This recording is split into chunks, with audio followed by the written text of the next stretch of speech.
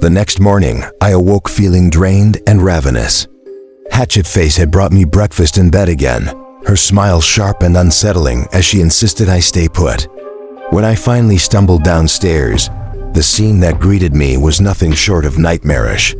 My living room had been torn asunder. Miss Robbins was standing by a massive blackboard set against the far wall, her face twisted in concentration as she scrawled bizarre, unsettling symbols in white chalk. The symbols shimmered faintly, as though alive. Sarah sat at a small child-sized desk, her eyes wide and hungry, greedily soaking in the forbidden knowledge her teacher fed her. For a brief, chilling moment, I realized my little girl was growing up, and perhaps into something dark and unknowable. Shaking the thought from my head, I told myself it was far too early in the morning for such things. Near Sarah's desk yawned a large, gaping pit, scorched with charred black marks around its edges. Every now and then, Frank and Teddy would toss a strange, glowing fruit into it, and a thick, purple tentacle would slither up, catching the treat mid-air before vanishing back into the depths. The couch, once my sanctuary, was now pushed against the stairs. Its cushions had somehow transformed into glistening red patent leather, two enormous, wicked-looking horns sprouting from either side.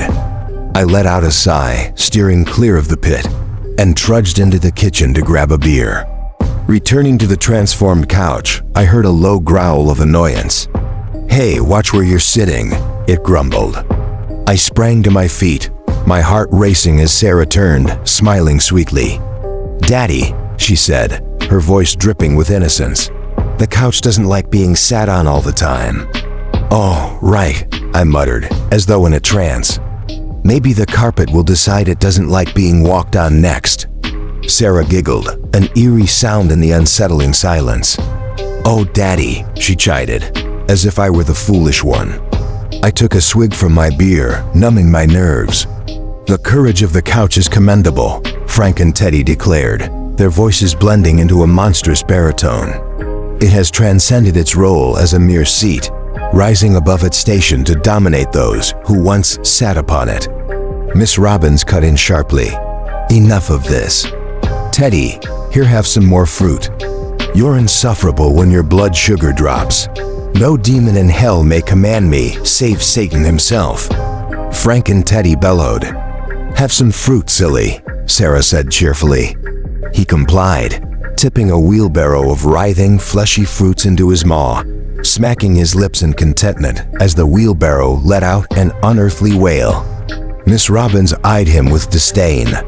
I've no idea what Satan was thinking, assigning that creature to a child. When I was her age, I kept an evil unicorn. A proper companion. Her voice drifted off, filled with nostalgia. "Oh, a unicorn, was it?" Hatchet-face sneered, her voice a venomous hiss. "Not a dinosaur, perhaps." Miss Robbins' eyes bulged, her face swelling like a bullfrog ready to burst. Frank and Teddy chimed in, chuckling darkly.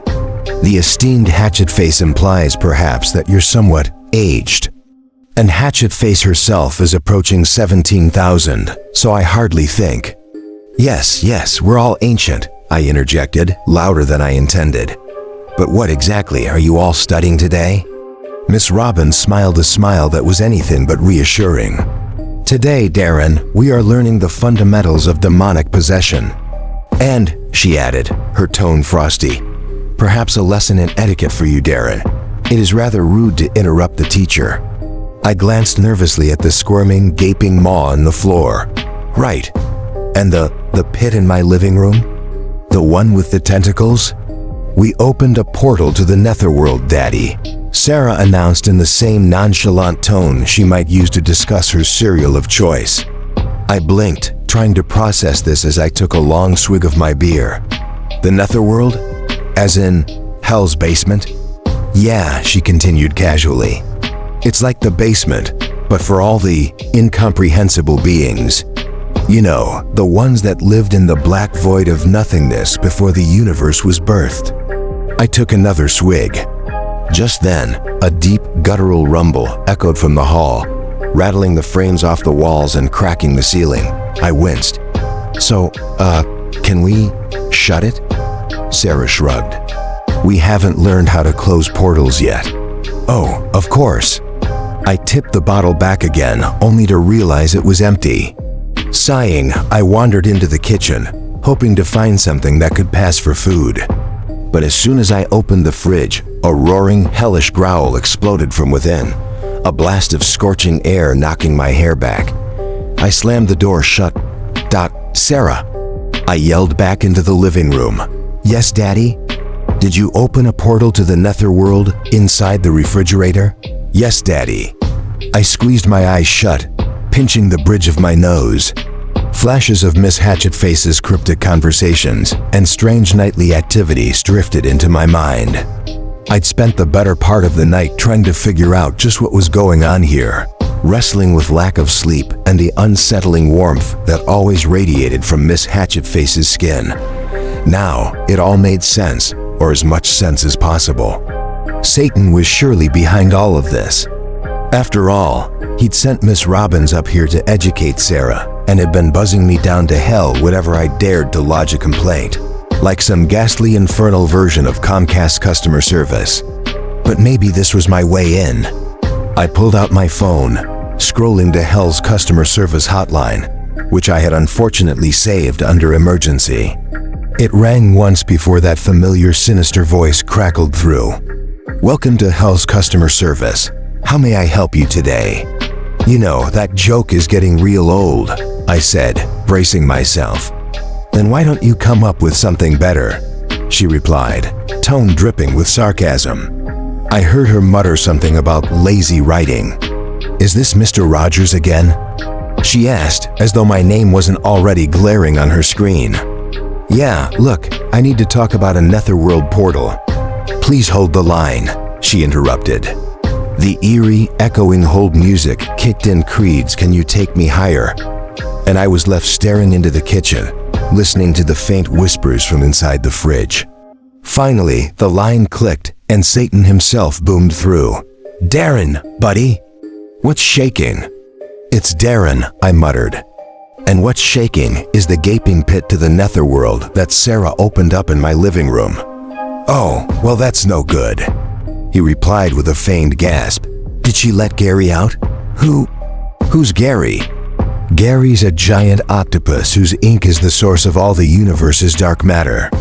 I swallowed, staring into the dark pit in the living room, where a massive tentacle snaked out, curling towards me. Well, there's a giant octopus.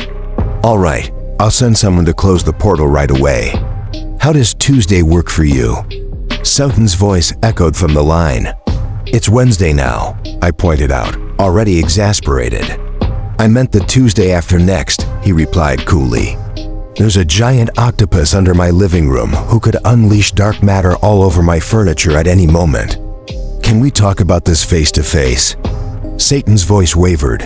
I'm a bit busy right now, Darren. Don't worry, I'll send someone up within a few months.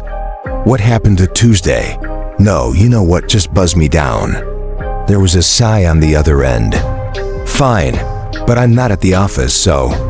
His words faded as black and purple flames erupted around me, swallowing me in a violent swirl. I felt myself being yanked downward, like some helpless human-flavored soda sucked through a straw, before crashing onto the blistering red dirt of hell itself. I staggered to my feet, disoriented, looking out at what seemed to be a hellish construction site. Giant purple-skinned behemoths coiled around skeletal girders made of ancient yellowed bones, assembling something vast and ominous in the blood-red sand. From my vantage, I could see a monstrous pentagram taking shape, torches standing at its point trees, so immense they seemed capable of holding up the world itself. Between each star point were arcane symbols that filled me with a sense of impending doom just by looking at them. Satan materialized beside me, adjusting his plastic yellow construction hat to fit over two polished black horns poking through the holes. Hey there, Derek. He greeted me cheerfully. What are you doing on the ground? I scrambled up, brushing the hellish grime off my clothes, looking around at the colossal pentagram. So, what are you building? Oh, this? Sodin grinned. stretching his arms wide. It's a park, shaped like a pentagram. Really fits the aesthetic down here. It's Darren, actually, I muttered, but he was already back to surveying the construction. Well, Derek, as you can see, we're a bit slammed down here. I really can't spare anyone to close that pesky portal in your living room right now. Why don't you just ask Miss Robbins? Wait, Miss Robbins knows how to close portals? I blinked, caught off guard. Why didn't you just tell me that over the phone? He chuckled. You seemed eager to pop down here. Thought maybe you missed me. I gritted my teeth. Anything else, Derek? As you can see, I'm busy. He cut me off, nodding proudly at the demons laboring below. You're just watching other people work. Exactly. He grinned, rubbing his hands together. I'm the boss, after all. It's my job to supervise. Besides, watching them work lets me silently imply they should be working even harder.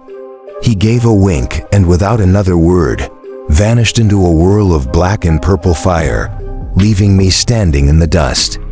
I barely had a second to mutter in frustration before the flames engulfed me again, and I felt myself sucked upward, as though by a giant vacuum.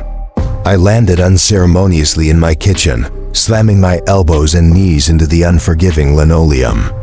When I finally got to my feet and stumbled back into the living room, I found the portal sealed, the only remaining sign a few charred marks on the carpet.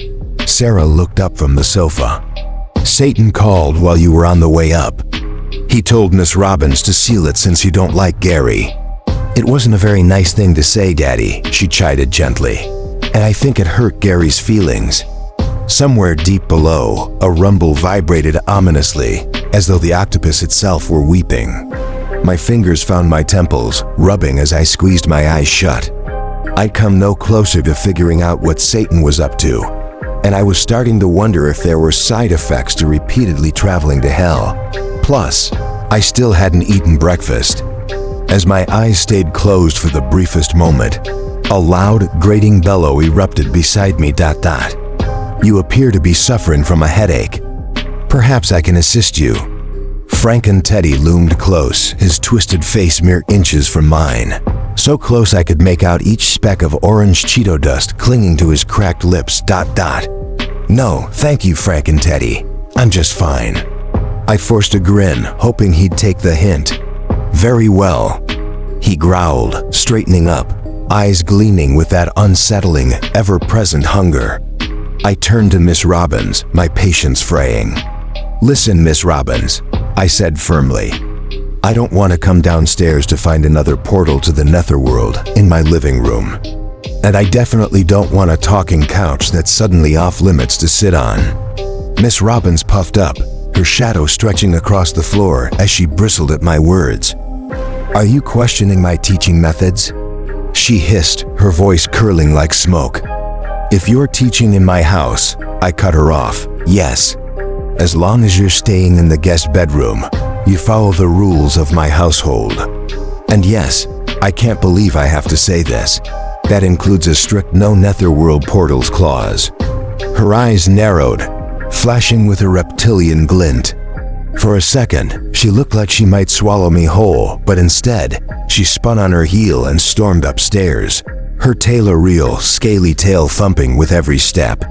You know, muttered the couch, its cushions flapping in a grotesque mimicry of a mouth. You're useless to sit on too, but you don't hear me throwing that in your face.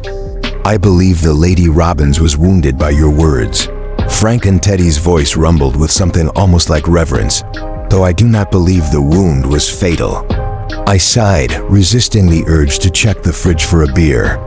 Sarah hadn't exactly confirmed if the portal there had been sealed yet, but something else nagged at me. Sarah, I called, feeling wearier than ever. I'm sorry for interrupting your lesson. It's okay, Daddy, she chirped, her blue eyes shining with innocence. I was ready for a break anyway. Can I go upstairs and play tea party with Frank and Teddy? I forced a smile. Of course, honey. She squealed with delight, darting up the stairs, her laughter echoing through the house. Come on, silly. She called out to Frank and Teddy, Yes, Princess Sarah. I heard his thunderous footsteps creak ominously against the stairs as he followed her. How's your head, Mr. Rogers? Miss Hatchet-face's voice chimed in, soft as a whisper at my elbow. It's fine, I replied, stifling a shiver. Are you sure? Perhaps I could make you a snack, something to ease the pain. Her tone was so gentle it was nearly hypnotic, but every instinct screamed at me, ... No. The word escaped louder than I intended. Her eyes widened slightly in surprise. I stammered, scrambling for an excuse. I'll feel better once I've cleaned up this mess in the living room. Oh, she replied, a strange glint in her eye. Very well, I'll help. Together, we moved to the makeshift classroom. She lifted the blackboard as though it weighed nothing and carried it toward the garage. But something caught my eye on the desk, halting me in my tracks. Sarah's notebook lay open, the top page freshly ripped out. But faint indentations still marked the next sheet. I took up the pencil she'd left behind and, holding my breath, lightly shaded over the impressions. Gradually, a familiar shape emerged. A large, twisted pentagram filled the page, encircled by strange symbols between each point, the exact same symbols I'd seen in that hellish construction site. My pulse quickened. I didn't know exactly what Satan was planning, but whatever it was, Sarah was somehow tangled up in it. I stared in disbelief, the page trembling in my hand as the unsettling realization sank in. Behind me, a soft rustle broke the silence. Do you need any help with that, Mr. Rogers? Miss Hatchet-face's voice slithered through the air, right behind me.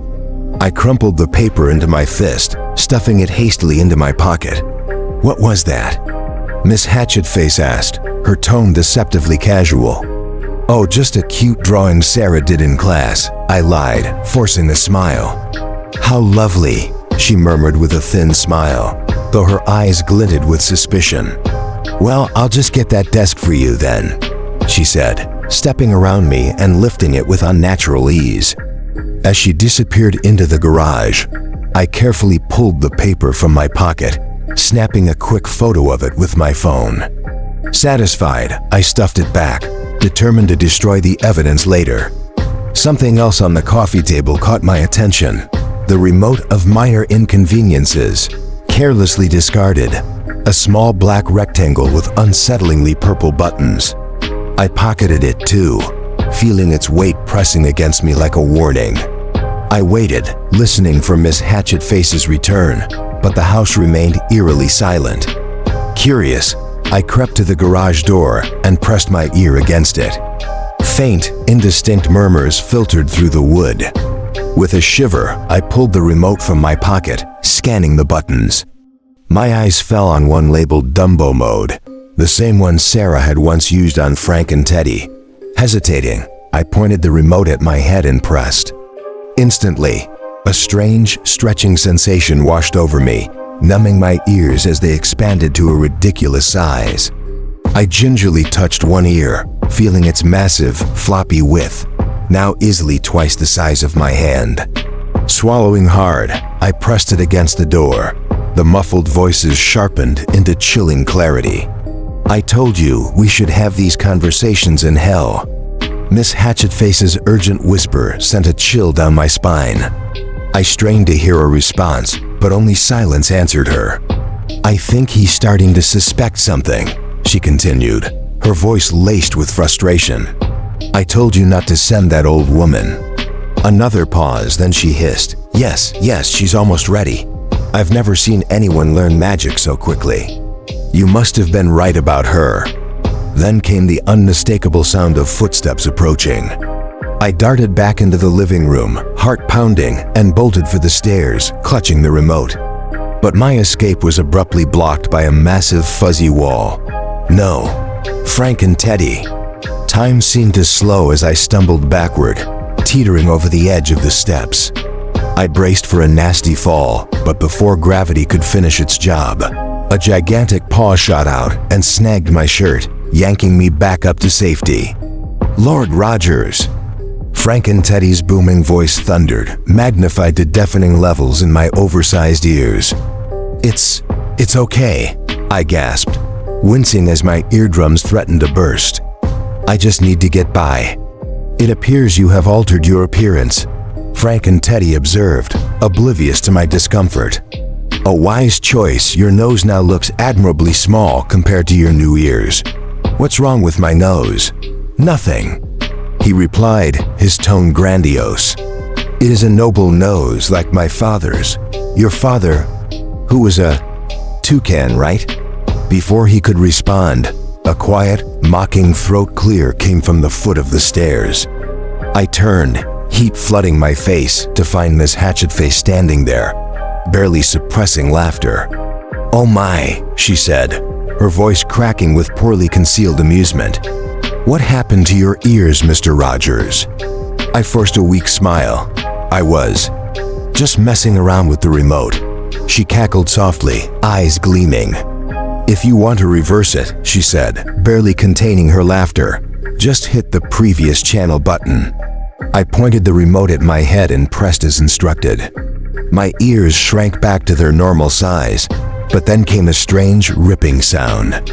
A peculiar sensation crept down my spine, like an itch in a place I couldn't reach. "Miss Hatchet-face?" I called, my voice tight with dread. "Yes, Mr. Rogers?" Her tone dripped with amusement. "Do I have a pigtail?" "Yes, Mr. Rogers." How do I get rid of it?" "Hit the mute button." Grimacing, I did as she said. I felt a slight breeze through the new hole in my pants, and the tail disappeared. "Your appearance has been restored," Teddy boomed, their voices shaking the walls. "Your nose is once again the glorious apex of your face." "Thank you, Teddy." I edged past him, heart racing, and slipped into my study. I pulled up my laptop, the glow casting a sickly pallor on my face, and began a desperate search. Websites flashed by, some scholarly, others filled with macabre symbols, until I stumbled upon a single ancient page in blood-red letters. The pentagram I'd found matched exactly. "The ritual of Amu and Magar," the page read. "An ancient rite of unimaginable power. This ritual," it explained, "weakens the barriers between earth and hell. At places of deep malevolence, cracks in the dimensional wall allow fragments of demonic souls to slip through, and with enough power, a full summoning." My mouth went dry. The final line stabbed into my mind like a knife. This ritual can only succeed in hell, with Satan himself as the conductor and a direct blood descendant on earth. A voice whispered, close enough to chill my skin. "Hello, Darren." I spun in my chair. Miss Robbins stood in the doorway, her eyes gleaming like oily pools beneath thick round lenses. How did you get in here?" "The door was locked." She clicked her tongue, inching closer, her features contorted into something grotesque. "You're too late. The ritual has begun, and nothing will stop Satan from claiming this filthy little rock you call Earth." Two thoughts pierced my panic. First, Miss Robbins looked more amphibian than ever, her mouth stretched unnaturally wide. Second, I still had the remote of minor inconveniences tucked in my back pocket. I lunged for it, mashing buttons wildly. A blinding silver light shot from the remote, striking her in the mouth. Her tongue swelled and flopped onto the floor, glistening and twitching like a severed serpent. "You!" she screeched, her voice slurred, fury dripping from every syllable. Green flames crackled from her fingers, shooting toward my head. I ducked, feeling the scorching heat sizzle past my scalp and splatter onto the carpet in glowing embers. Desperate, I aimed the remote again, but the first shot went wide, hitting the wall. Purple hair sprouted from the cracks, writhing like veins. The second blast, however, struck her square in the stomach, covering her in feathers orange and silver. She hissed, struggling to her feet. A blob of black goo shot from her hand. I deflected it with my laptop, only to watch it transform. The screen burst into a dozen tiny hands, clawing their way toward me. With one final stab at the remote, a golden flash exploded from the device, enveloping Miss Robbins in hysterical laughter. I realized, horrified, that I'd hit the tickle button. Her laughter grew louder, then deafening as I hit the volume button over and over, her maniacal cackling escalating into a brutal shrieking howl. But in my frenzy, I barely noticed the ominous creak of the stairs. Heavy footfalls pounded their way up, and a green ember on the floor flickered, its deadly glow now inches from my hair. The chaos climaxed in one terrible instant. Frank and Teddy loomed in the doorway, and the ember's flames licked at my scalp. "You are on fire," Frank and Teddy boomed, then lunged at me. "No." I cried, but it was too late.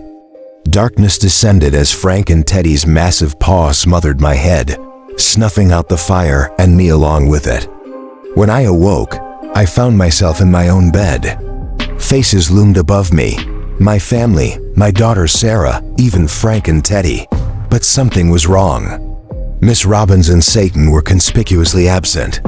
Relief washed over me, and I reached up, gingerly touching my scalp. My hand came away with a few loose strands of hair. They were wavy and purple. Miss Hatchet-face peered at me, her eyes shadowed with concern. "Are you okay, Mr. Rogers?" "Yeah," I croaked. "I'm okay now." "Glad to hear it," a familiar voice purred from the shadows. I froze, slowly lifting my head, and there, grinning down at me, was Satan himself. "Oh no." I shut my eyes, rubbing my aching head, trying to piece together how my life had spiraled into this bizarre nightmare. It all started with a typo, a simple slip, and now my living room was ground zero for an infernal visitation. "Look, Satan," I muttered, struggling to keep calm. "I don't know why you're here on Earth, but can this wait? I'm in the middle of finishing a novel." Satan smirked, his eyes glinting with dark amusement. "Oh, I could come back. But I was hoping to escape hell before it freezes over. If I don't get out now, who knows when I'll be able to." "Unbelievable," I muttered. "If you're going to show up unannounced, the least you could do is give me a warning." "Why would I be happy to see you, Satan? Since you showed up, my house has become a zoo, and my daughter's dabbling in satanic magic." Satan chuckled, rubbing his chin thoughtfully. "Who doesn't like a zoo? Though fair point." "Apologies to Frank and Teddy," he added, glancing at the massive stuffed bear standing by the doorway. Frank and Teddy gave a low growl. "Look," I sighed, "if you're here to take over the world, I can't stop you. But you're not doing it here." Satan cocked his head, eyes gleaming with confusion. "Take over the world? Derek, I'm the CEO of hell. I have no interest in ruling Earth." "But Miss Robbins said you were planning to take over." I insisted. "You believe that old hag?" he scoffed. "She's only trying to get under your skin. That's just her way." Frank and Teddy, who had been silent, added in his low, growling voice, "I do not understand how one's skin can be involved in such manipulation." We both ignored him. "All right, so if you're not here to conquer the planet, why are you here?" I demanded. Satan sighed, the glint in his eyes softening. "Being CEO of hell is stressful. Endless meetings with corrupt politicians, oil tycoons. I just needed a break. So I thought, why not take my daughters to Disneyland?"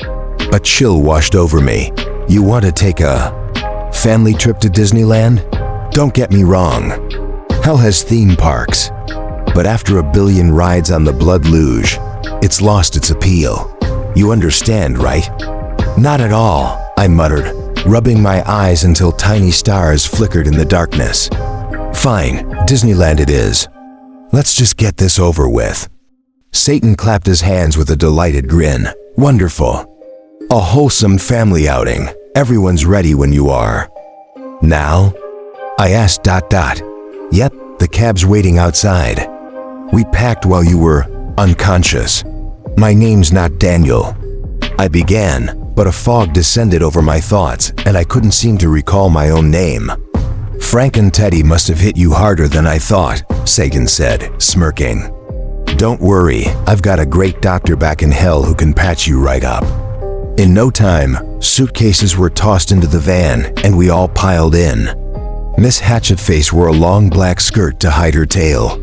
Satan sported a crisp suit and a cowboy hat, insisting it made him look human enough. And Frank and Teddy lumbered into the van in a giant teddy bear suit, though he grumbled about looking ridiculous. The cab driver eyed us suspiciously through the rearview mirror. Going to a convention or something? Frank and Teddy, with utter seriousness, replied, "We are escorting the offspring of Satan to the magical land of Disney." The cabbie's eyes bulged.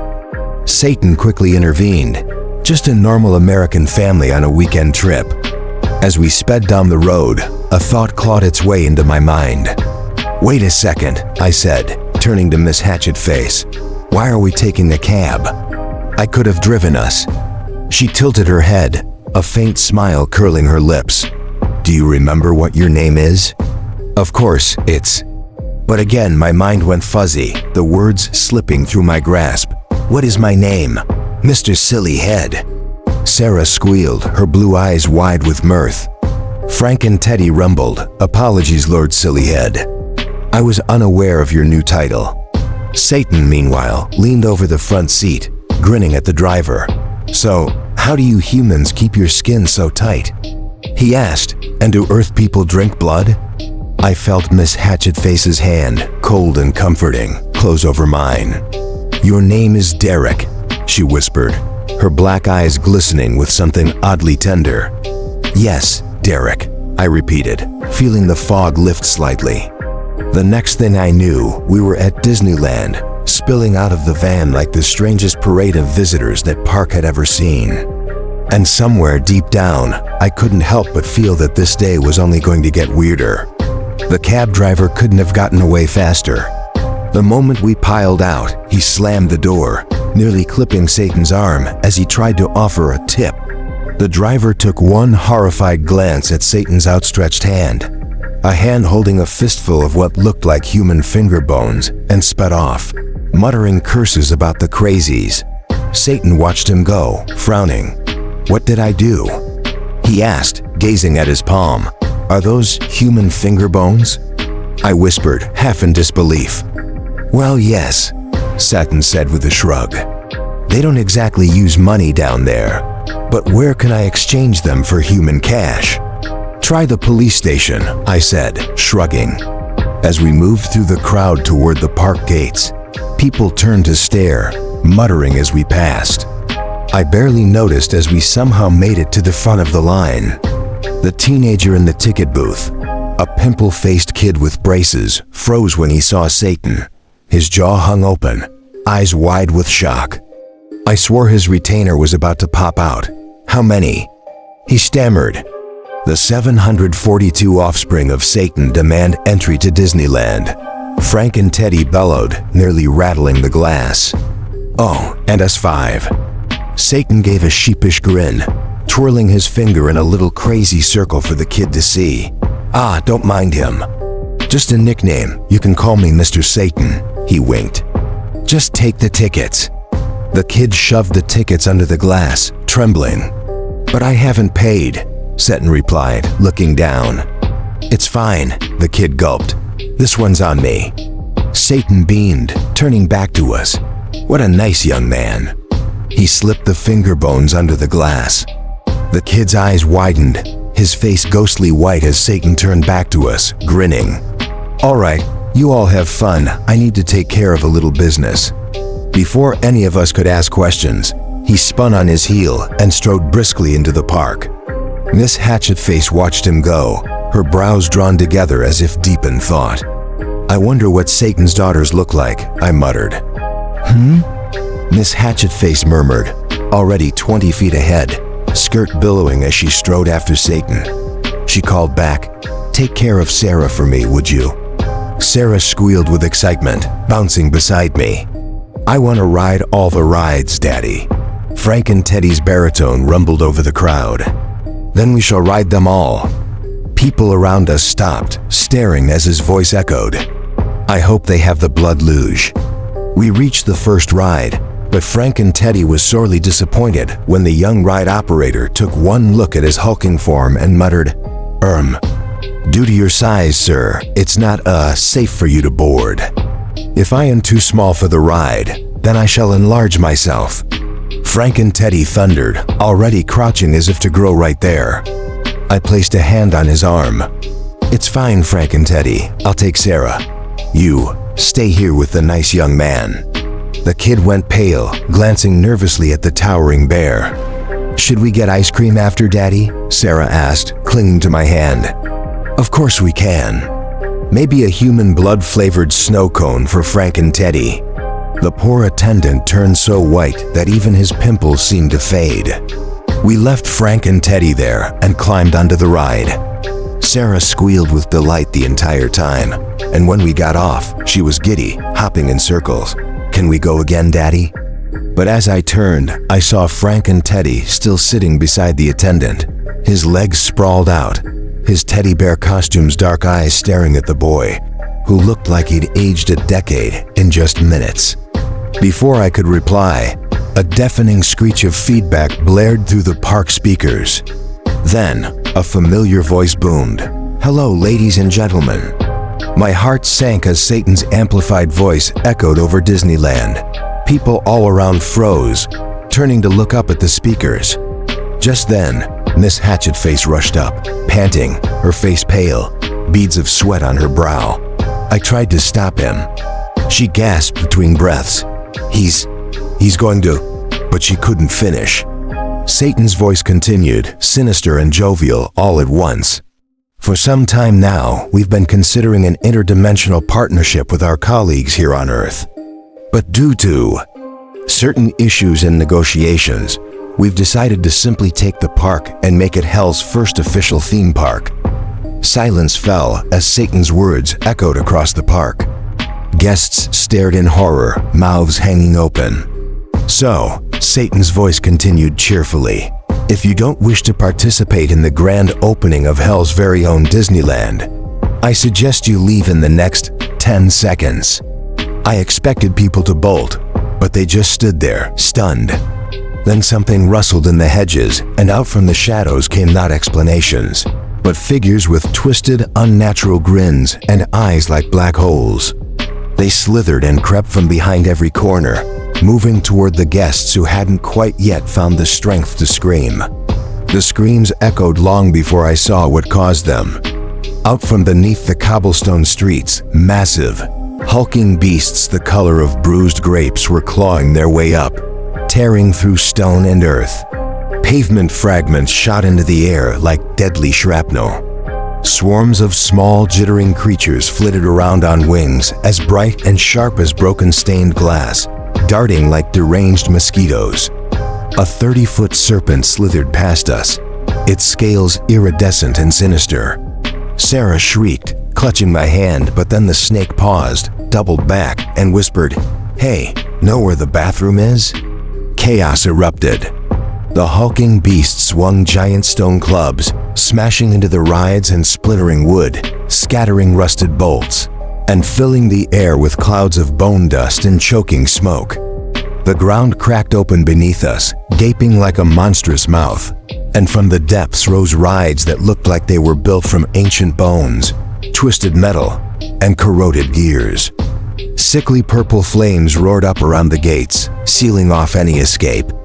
People scattered like cockroaches, tripping over each other, slamming into walls in desperate attempts to flee. I turned to Miss Hatchet-face, eyes wide. How is he going to get away with this? The government will send the National Guard down here in a heartbeat.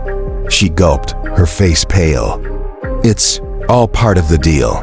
Apparently, a high-ranking politician sold them out. An ear-splitting screech cut through the air, halting everyone in their tracks. A voice crackled through the intercom. "Mr. Darren Rogers, please report to the front office. Mr. Darren Rogers, please report immediately." I felt the blood drain from my face as everyone turned to look at me. Swallowing hard, I reached for Sarah's hand. She smiled up at me, squeezing tight. "Don't be scared, Daddy," she whispered. "I'll go with you." Together, we walked toward the ominous office. As we stepped inside, I could barely comprehend what I was hearing. "So, you want me to open up a franchise of these hell-themed parks across the United States?" I asked, my voice trembling. Satan adjusted his tie in a cracked mirror, nodding. "That's right, Darren. Think of it as the ultimate business expansion. But why? What do you need money for? You live in hell." Satan sighed, lounging back in the former park manager's chair, which now seemed a throne of twisted metal. "First of all, I never wanted to live in hell. Second, do you have any idea how expensive souls are?" He pulled out a small mirror, checking his teeth, and I noticed the walls behind him, lined with mascot heads like hunting trophies. "You sell souls?" I asked, the words feeling as heavy as stone in my mouth. "Of course," Satan replied, picking his teeth. "Any creature with a soul can sell it. It's a simple transaction, really. Buy low, sell high." I shivered, glancing at the soulless mascot heads. "So you want me and Sarah to, what, help you with this?" Satan chuckled, his smile stretched wide. "That's right. I always saw hell on earth as a family business. Unfortunately, most of my daughters take after their mother. Though you and Sarah have real potential." My head spun as a strange, painful memory flickered to life. Something about a ritual, but it vanished before I could grasp it. "Sarah? She's related to you?" Satan's eyes gleamed. Only my direct bloodline could open the portal from hell, and well, the 70s were wild times, Darren. You'd be surprised how many little half-demons might be running around on Earth. I could hardly breathe. "And you want to buy souls? To sell them back?" "Precisely. Humans will buy them back at outrageous prices." He grinned, stretching out his arms. "No one wants the devil owning their soul, after all." Miss Hatchet-face stepped forward, her voice trembling. "With all due respect, Mr. Satan, have you really thought this through? Who's going to buy all these souls?" "Oh, trust me," Satan purred, eyes glinting with that infernal light. "Humans will, and if they won't, I'll find a way to make them. It doesn't matter if the plan makes sense. What matters is the profit. Where on earth did you get your business degree?" I asked, voice trembling. "Oh, just from an online college," Satan replied, a sinister gleam in his eyes. Miss Hatchet-face smacked her palm against her forehead in exasperation. "Sorry, Shane, I need to take this call," he said, picking up the receiver. As he listened, the wicked grin that usually graced his face slowly melted away, replaced by a frown and a deep furrow in his brow. "Are you absolutely certain he's dead?" he murmured into the phone, the silence stretching ominously. After a pause, he continued, "That's impossible. But we're on Earth now. Surely they wouldn't." "Wait, what Earth?" His frown deepened, darkening the room like an impending storm. "What am I supposed to do about it?" "There are some things I can't." "Yes, I understand. I'll be right there." The tension in the air thickened as Satan appeared to age a decade in the span of that call. His carefree demeanor vanished, leaving only worry etched into his features. With a heavy sigh, he rubbed his forehead, forcing a smile. "Well, folks, I have both good news and bad news," he announced, the corners of his mouth twitching unnervingly. "Oh no," Miss Hatchet-face said, dread lacing her voice. "The bad news is that I have urgent business in hell that requires my immediate attention," he began, pausing dramatically as we held our breath. "And the good news—" Miss Hatchet-face interrupted, her eyes wide with disbelief.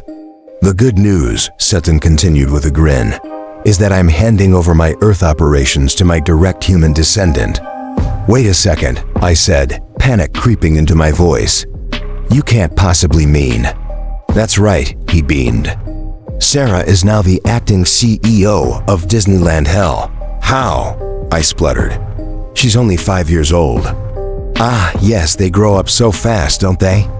Satan said absently while checking his watch. "Don't worry, it's a small matter. It should only take a couple thousand years." Before I could protest, He vanished in a puff of acrid smoke and flames. Silence enveloped the room, and we exchanged looks of disbelief, all except for Sarah, whose grin spread wider until it illuminated her entire face. "This means I can get all the cotton candy I want," she squealed, her joy ringing out like a taunt.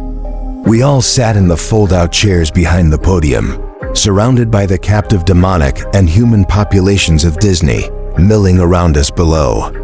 Sarah stood on a stool, reaching for the microphone, her tiny fingers fumbling with a crumpled piece of paper, a speech we had cobbled together with unwanted additions from Frank and Teddy. Frank, stripped of his teddy bear head, sat off to the side, mildly licking a red snow cone that dribbled down his front. "Friends," Sarah began nervously, her voice squeaking, "demons, I have gathered you here today to announce a change in Disney management.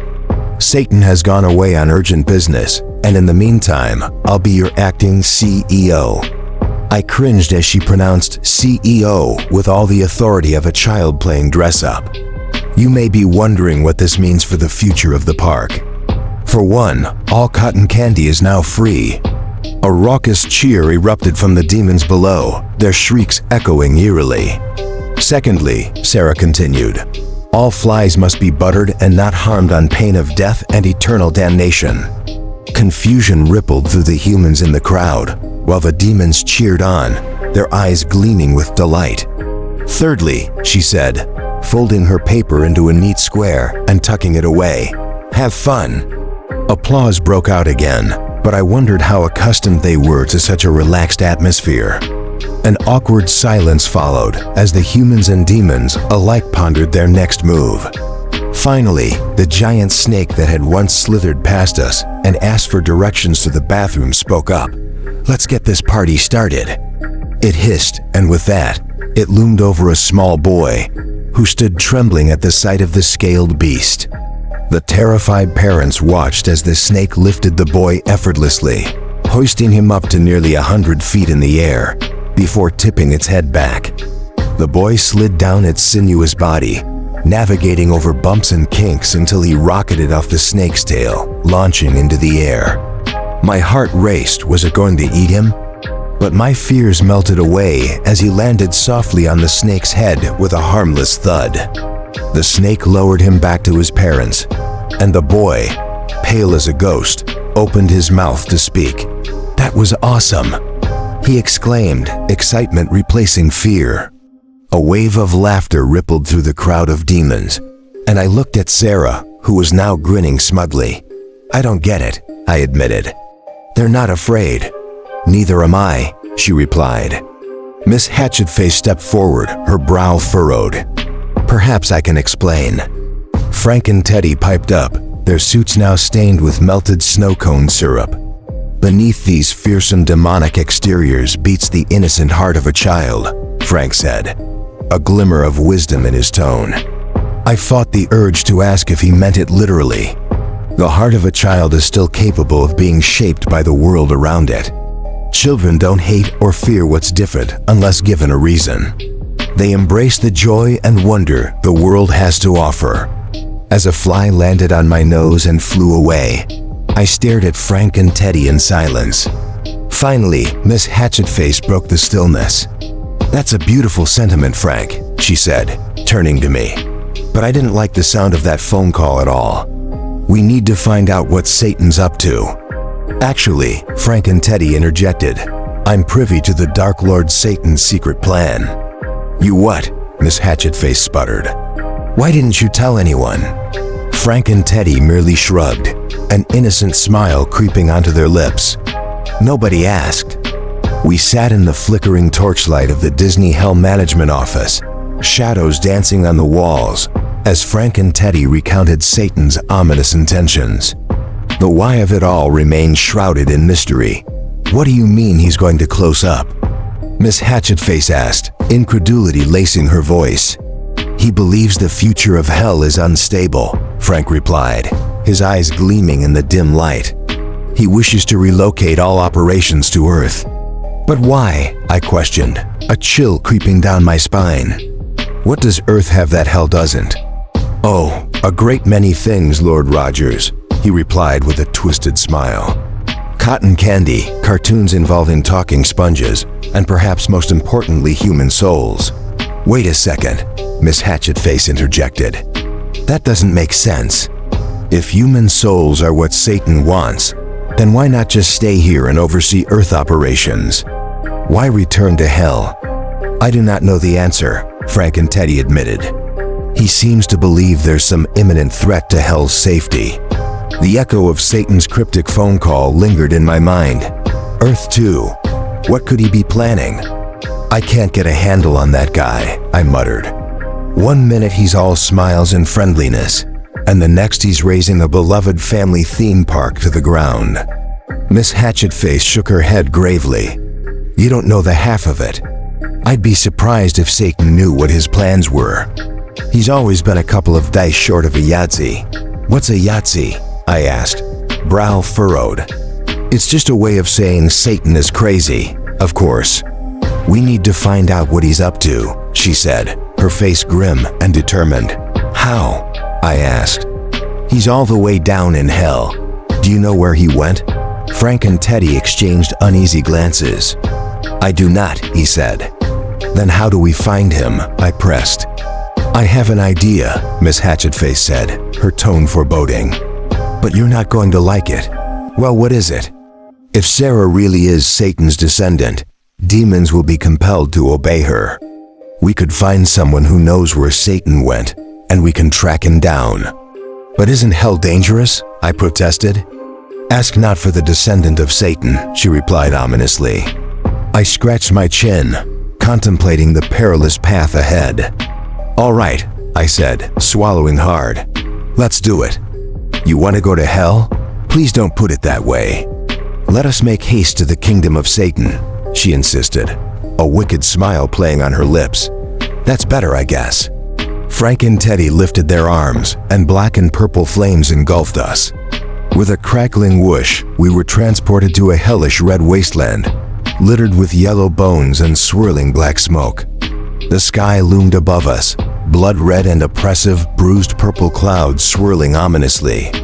Obsidian cliffs jutted from the ground, casting dark shadows across the landscape, while the air was thick with a sulfuric tang. Where are we? I coughed, struggling against the acrid stench.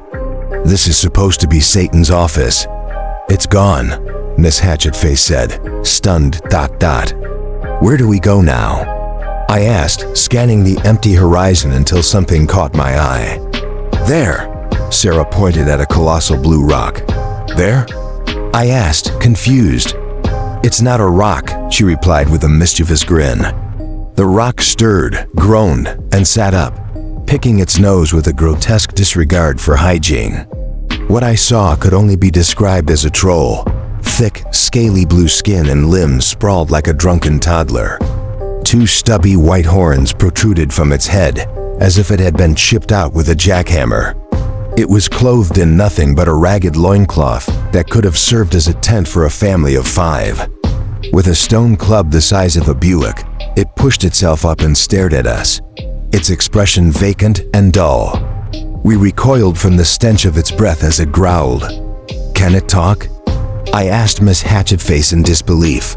Of course I can talk, the troll bellowed. I was just clearing my throat. Oh, I'm sorry. I stepped back instinctively.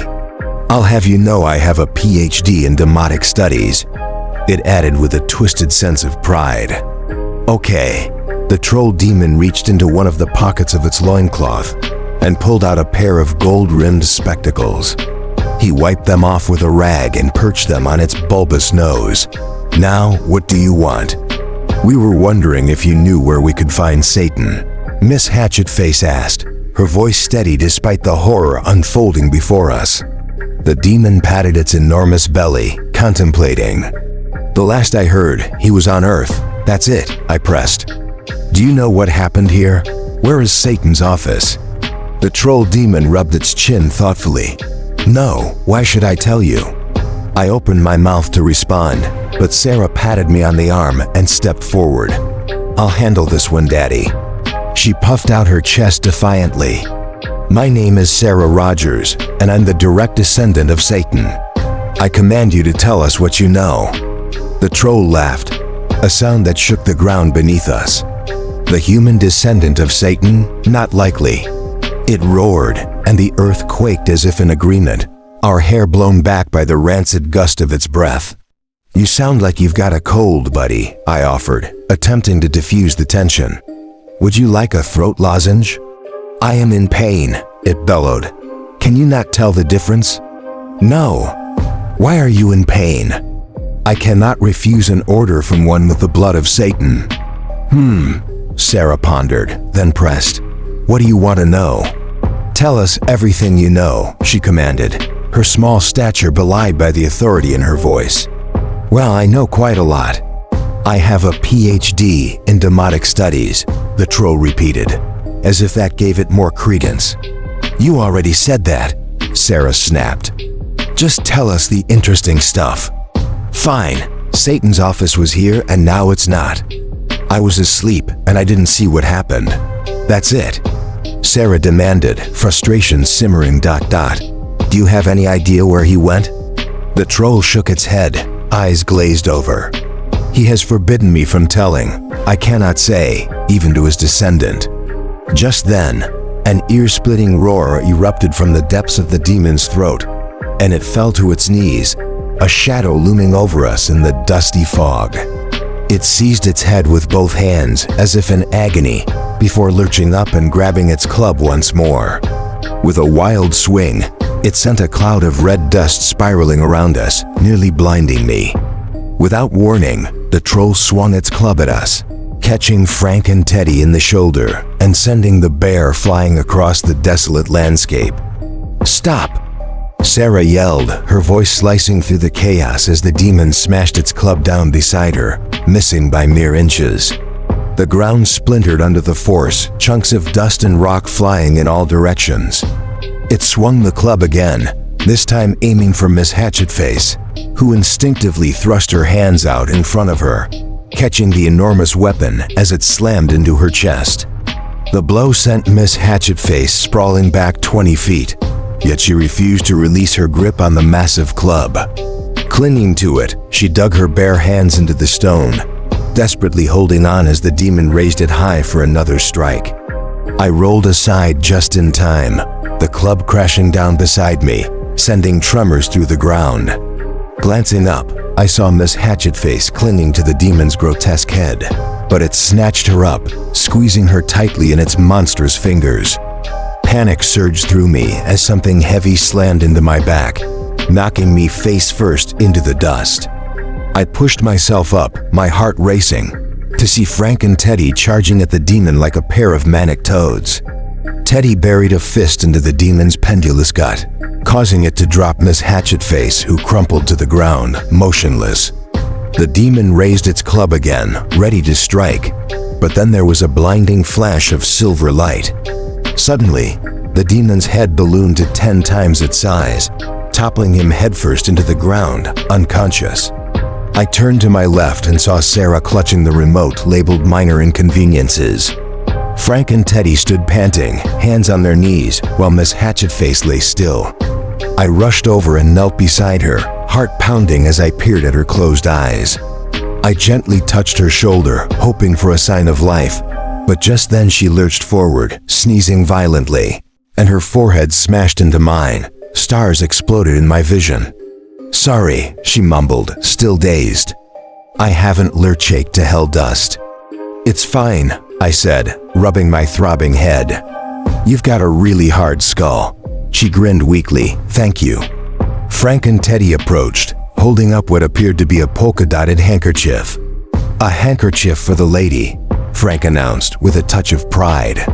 "Oh, thank you, Frank and Teddy," she said. The confusion furrowed her brow. "Where did you get this?" "From my pocket." "You have pockets?" "Of course, but you don't wear clothes."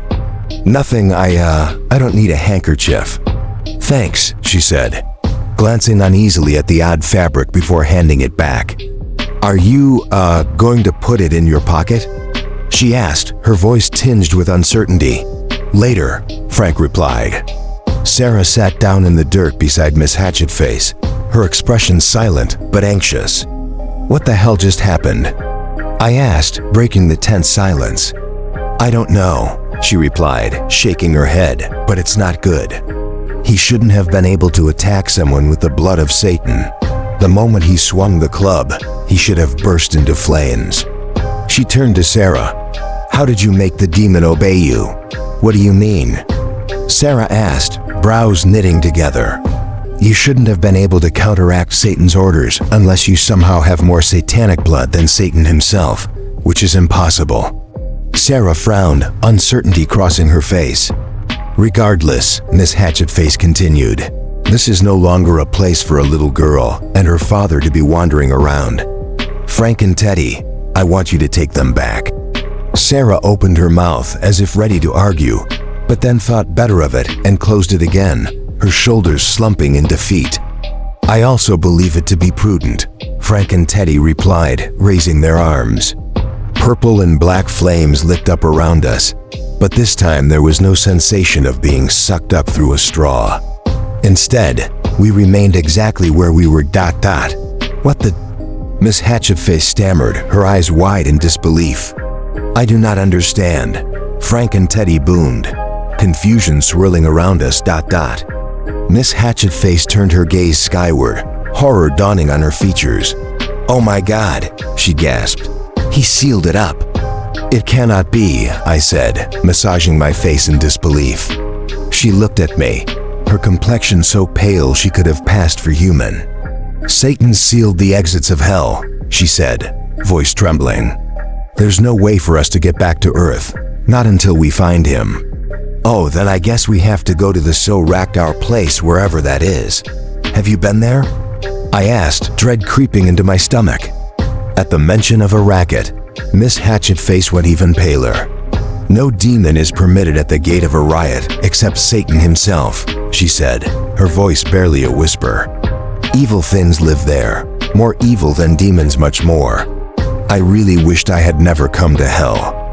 We trekked across the blood-red desert, each step growing heavier as we approached the gate of a riot. The landscape became increasingly treacherous. The sand turned to quicksand beneath our feet, yellow bones jutting out like broken teeth. I tried to ask Miss Hatchet-face about what we'd find at the gate, but she remained silent, her eyes filled with fear. Likewise, Frank and Teddy's usual cheerful demeanor had been replaced by a heavy silence. As we approached the place, even demons feared to speak of. The gate loomed ahead, a colossal gray edifice against the blood-red sky. Monumental stone pillars stretching into the dust-filled haze, forming a doorway the size of a small town. Why does the gate have to be so big? My voice sounded tiny against the enormity of the structure. As if in response, the ground trembled, fissures snaking up the pillars. The gate seemed ready to crumble at any moment, and I prayed I wouldn't be standing beneath it when it did. We arrived at the gate to find Satan standing there, jabbering away on his cell phone. I'm sure we can work something out, he said, tugging at his collar. There's no need to, yes, I understand that, but… Satan, Miss Hatchet-face shouted, breaking through the chaos. Satan spun around, surprise etched across his face. What the hell are you guys doing down here? He demanded, raising an eyebrow. You shouldn't be using bad words in front of Sarah. It's okay, Sarah said, looking up at him, her voice steady. I'm used to it. Okay, Satan replied, but then he leaned closer, concern knitting his brow. Seriously, you guys shouldn't be here right now. We don't want to be here. Miss Hatchet-face snapped, her patience wearing thin. But someone sealed off the exits to hell. All right, I'll unseal them, Satan said. But as he spoke, the ground trembled violently. Cracks spread through the stone pillars like errant lightning bolts, and pieces of rock rained down from above like deadly shrapnel. No, no, no. Satan shouted into his cell phone. I'm not ignoring you. Some friends of mine just showed up, and listen, this is not a good time for the apocalypse. Do you think maybe we could? What's that? They're from Earth? How is that possible? No, sir, I'm not questioning your judgment. Okay, I'll let them know. He tried clicking off the phone but dropped it onto the ground by mistake. "I've never been good with these things anyway," he muttered, his claws making it hard to type. "What the hell is going on?" Miss Hatchet-face asked, her voice tight with anxiety. "Well, the elder gods seem to have awakened," Satan replied, shifting nervously. "You know how the big bosses are always about apocalypses and mass genocide." Miss Hatchet-face bit her lip, pale as a ghost. "How did that happen?" "Well, you know Jerry," Satan began. "Jerry who?" "Jerry the intern. There are like 8 interns named Jerry. He's the one with the axe in his head." "You mean Frenzel?" "That's just his nickname. His real name is Jerry." "Okay, what about it?" "Whoa, he was supposed to perform the rite of everlasting slumber a couple weeks ago. But the goat he slaughtered was actually just a llama. Terrence Howard isn't so smart. Maybe it's the axe in his head. The guys woke up our safeguards against that sort of thing." "Wait, so the elder gods are up and planning to demolish what Earth?" Satan tugged at his collar, tension radiating from him. "Yes, but it's okay. I've got a plan." "Oh no," Miss Hatchet-face groaned, pressing her palm to her forehead. "It's easy." Satan insisted. "All you have to do is..." The great open door to the netherworld cracked wide open, sending giant splinters of wood flying like missiles. Then, with a monstrous roar, a creature from the netherworld erupted forth. It was a nightmarish sight, an oily black monstrosity that warped reality around it, shimmering and shape-shifting as it emerged. It was colossal, its true form indiscernible as it swallowed the light, casting shadows that seemed to creep across the ground. I blinked in disbelief as a second being strained through the netherworld gate, a human woman dressed in a sleek black blazer and pencil skirt. I glanced around for Satan, hoping for an explanation, but he had vanished amidst the chaos, possibly crushed under the weight of the fallen rocks. The woman adjusted her wire-rimmed glasses and checked her clipboard. "Is there a Miss Sarah Rogers present?" Yeah," Sarah replied, her voice quavering. The secretary looked over her glasses, her gaze piercing. "Hello, Miss Rogers. I represent the legal interests of Mr. Stock, the world leader." "Okay, first off, Mr. Stock wanted to extend his sincerest apologies that you were nearly crushed to death by a troll demon earlier today. Mr. Resnick just wanted to invade the mind of the demon to communicate with you, but as I'm sure you know, homicidal fury is an unfortunate side effect of being mind-controlled by another worldly being. I was almost crushed to death because of a side effect. We maintain that the convenience of netherworld mind control outweighs the side effect profile. Cholesterol medications have side effects too, but without them, Earth people wouldn't be able to gorge themselves on double cheeseburgers with impunity." "Okay, well, why did he want to talk to me?" The secretary peered at her clipboard again. "It seems Mr. Resnick had the EI scheduled for demolition this Wednesday. Today is Wednesday. Yes, however, it has come to Mr. Resnick's attention that another world refugee is still at large within the realm of Earth. As such, Earth cannot be destroyed at this time." "So what does this have to do with me?" Sarah asked, her brow furrowing. "We have the refugee listed as Miss Sarah Rogers," the secretary replied. "But I'm not from the netherworld, I'm from Earth." Sarah turned to me, wide-eyed. "Right, Dad?" "Yeah, that's right," I said, turning to the nameless secretary. "I was there for the birth." The secretary checked the clipboard again. "This record is for Sarah Rogers Sr. Are you telling me that my ex-wife is from the netherworld?" I asked, incredulous. "How is that even possible?"